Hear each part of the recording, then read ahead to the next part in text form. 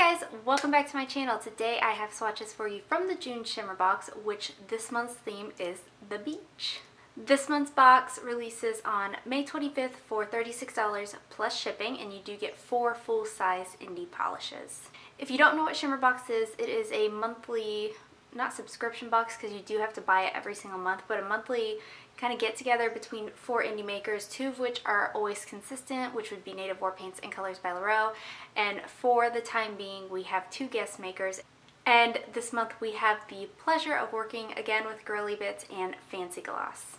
These will be available at the Native War Paints site. In the description box below, I will link the Shimmer box Facebook page, their Instagram page, and their site, the Native War Paints site, and I'll also link all of the indie makers sites and Instagram pages. You can't get these individually, but it is a good representation of the brand themselves if you are interested in anything from this month's box. So like I said, we have 4 polishes to share with you, and let's go ahead and get started. So first, from Native War Paints, we have Magnetizing Sunsets, and this is described as a fuchsia with a gold to green shifting shimmer and a blue to purple magnetic pool. So this is a magnetic polish, and on the cap here there is a magnet, I assume to tell us it's magnetic because I can't use it for the polish, but I do have other magnets to use for today. So here's our first coat of Magnetizing Sunsets. This covers pretty well here on this first coat. It is just a little bit sheer, so I am going to go ahead and build it up. This is a magnetic polish, so I am waiting until the last coat to apply the magnetic effect, because I feel like if there is a solid base color for the magnet to pull from, the magnetic effect will appear much stronger as opposed to doing it in between coats. So this is completely opaque here in 2 coats. Again, it has a great formula. I am just using my Starly magnet because I couldn't find my other one right offhand. You will want a nice glossy top coat for this, and you will want to hold that magnet for about 15 to 20 seconds in place, but I cut a lot of that out because who wants to just watch me hold a magnet for 20 seconds? So there is 2 coats.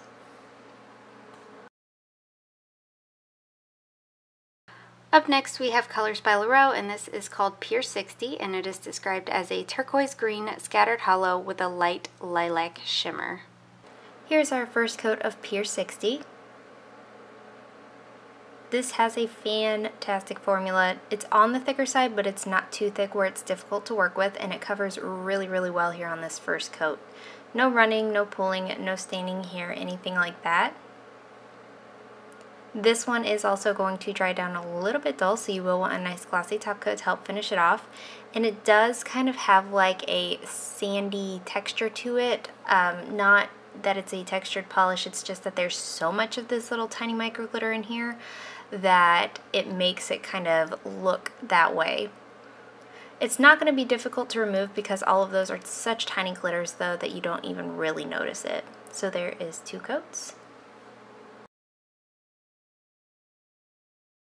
Up next we have Girly Bits Cosmetic, and this is We'll Plan Our Escape, and this is described as a vibrant yellow jelly swimming with red to orange shifting glass fleck, sprinkled with tiny holographic glitters, and finished off with iridescent color shifting flakes in orange to pink to gold. Here's our first coat of We'll Plan Our Escape. This is very sheer here on this first coat. You are going to want to build this one up. And if you don't want to do multiple coats of this one, you can use this as a topper. It does apply nice and evenly, just not very opaque.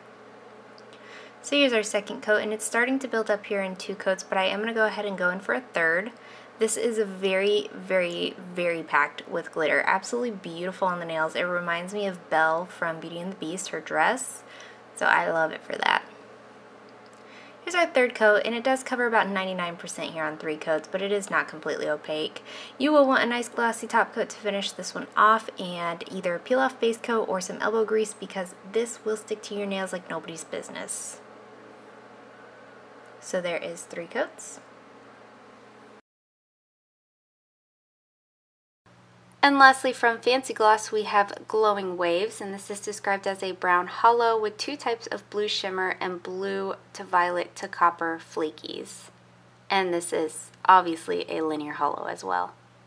Here is our first coat of Glowing Waves.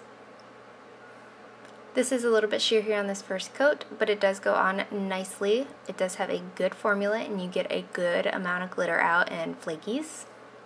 Easy to use, easy to work with, no staining, no complaints on the formula on this one either. So here is our second coat, and I did stop here at 2 coats, but you may want to go in for a third coat. I did notice after I took my photos with 2 coats, I did have a couple little light spots, so depending on how picky you are, you might want a third coat. The shimmer in here stands out really beautifully. You'll want a nice glossy top coat, and nothing in here should stick to your nails upon removal. So there is 2 coats.